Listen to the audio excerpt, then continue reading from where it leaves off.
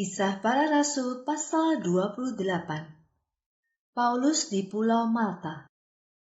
Ketika kami selamat tiba di daratan, kami menemukan bahwa pulau itu bernama Malta. Orang-orang di pulau itu menunjukkan sikap yang sangat ramah. Mereka membuat api dan menyambut kami semua, karena hujan turun dan udara sangat dingin. Paulus sedang mengumpulkan ranting-ranting untuk api ketika seekor ular berbisa keluar karena panas api dan menggigit tangan Paulus.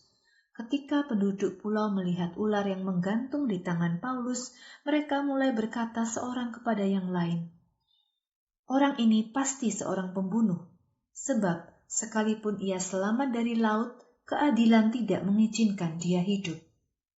Akan tetapi, Paulus mengibaskan tangannya, sehingga ular itu jatuh ke dalam api, sementara Paulus sendiri tidak menderita apapun.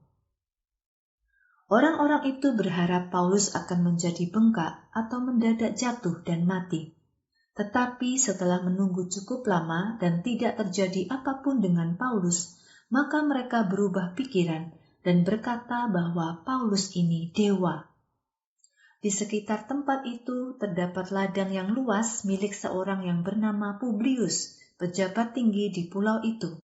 Ia menerima kami sebagai tamu dan menjamu kami dengan sangat ramah selama 3 hari. Pada waktu itu ayah Publius terbaring di tempat tidur karena menderita demam dan disentri. Kemudian Paulus menengoknya, dan setelah berdoa ia meletakkan tangan ke atasnya untuk menyembuhkan orang itu. Setelah peristiwa itu, orang-orang yang memiliki berbagai penyakit di pulau itu datang kepada Paulus dan mereka disembuhkan. Orang-orang di pulau itu juga sangat menghormati kami. Ketika kami akan melanjutkan perjalanan, mereka memberikan barang-barang apapun yang kami butuhkan untuk perjalanan. Paulus menuju kota Roma. Setelah 3 bulan di sana, kami siap untuk berlayar dengan sebuah kapal dari kota Alexandria yang berlabuh di pulau itu selama musim dingin. Bagian ujung kapal itu terdapat lambang dewa kembar Dioskuri. Kami berhenti di kota Sirakusa dan tinggal di sana selama 3 hari. Setelah itu kami berlayar dan sampai di kota Regium.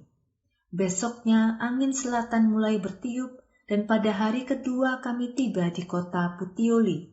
Di sana kami bertemu dengan beberapa saudara seiman. Mereka meminta kami untuk tinggal bersama mereka selama seminggu. Akhirnya kami tiba di kota Roma.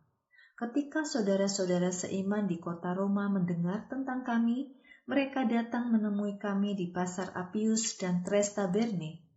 Ketika Paulus melihat orang-orang percaya ini, ia bersyukur kepada Allah dan merasa dikuatkan. Paulus di kota Roma. Ketika kami sampai di kota Roma, Paulus diizinkan tinggal sendirian dengan seorang tentara yang menjaganya. 3 hari kemudian, Paulus memanggil para pemimpin orang Yahudi. Ketika mereka sudah berkumpul, Paulus berkata, "Saudara-saudaraku, walaupun aku tidak melakukan sesuatu yang menentang bangsa kita atau kebiasaan nenek moyang kita, tetapi aku ditangkap di kota Yerusalem dan diserahkan kepada orang-orang Romawi. Setelah orang-orang Romawi memeriksaku, mereka ingin membebaskan aku karena mereka tidak menemukan kejahatan yang pantas untuk suatu hukuman mati. Tetapi orang-orang Yahudi keberatan dan memaksaku untuk naik banding kepada Kaisar. Padahal aku sama sekali tidak ada tuduhan untuk melawan bangsaku sendiri. Itulah sebabnya aku ingin bertemu dan berbicara denganmu. Karena pengharapanku atas bangsa Israel inilah aku sekarang dirantai." Orang-orang Yahudi itu menjawab Paulus, "Kami belum menerima surat apapun dari Yudea tentang kasusmu ini. Tidak ada saudara-saudara kita yang datang dari sana yang melaporkan atau mengatakan hal-hal buruk tentang kamu. Tetapi kami mau mendengar dari kamu, apa pendapatmu sehubungan dengan aliran ini, yang kami ketahui di mana-mana orang menentang aliran ini." Maka para pemimpin Yahudi itu mengatur waktu untuk bertemu dengan Paulus.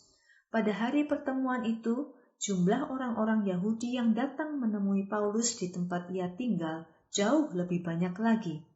Dari pagi hingga malam, Paulus menjelaskan dan bersaksi kepada mereka tentang kerajaan Allah. Paulus berusaha meyakinkan mereka tentang Yesus dari hukum Taurat Musa dan tulisan para nabi. Sebagian dari mereka percaya pada apa yang Paulus katakan, tetapi sebagian lagi tidak percaya. Mereka saling berdebat, dan ketika akan meninggalkan tempat itu, Paulus masih sempat menyampaikan pesannya. Roh Kudus telah mengatakan kebenaran kepada nenek moyangmu melalui Nabi Yesaya.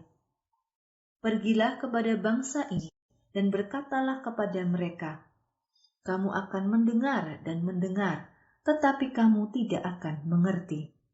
Kamu akan melihat dan melihat, tetapi kamu tidak akan mengetahui. Sebab hati bangsa ini sudah tertutup. Dengan telinga mereka, mereka tidak bisa mendengar. Dengan mata mereka, mereka tidak mau melihat. Kalau bisa, mereka bisa melihat dengan mata mereka, mendengar dengan telinga mereka, mengerti dengan hati mereka. Jika mereka berbalik kepadaku, aku akan menyembuhkan mereka.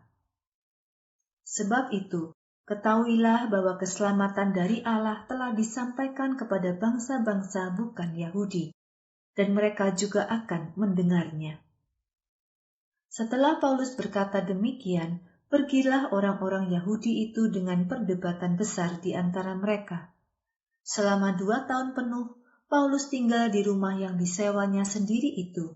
Ia menyambut semua orang yang datang dan mengunjunginya. Ia memberitakan kepada mereka tentang kerajaan Allah dan mengajar tentang Tuhan Yesus Kristus dengan berani dan tanpa ada yang menghalanginya.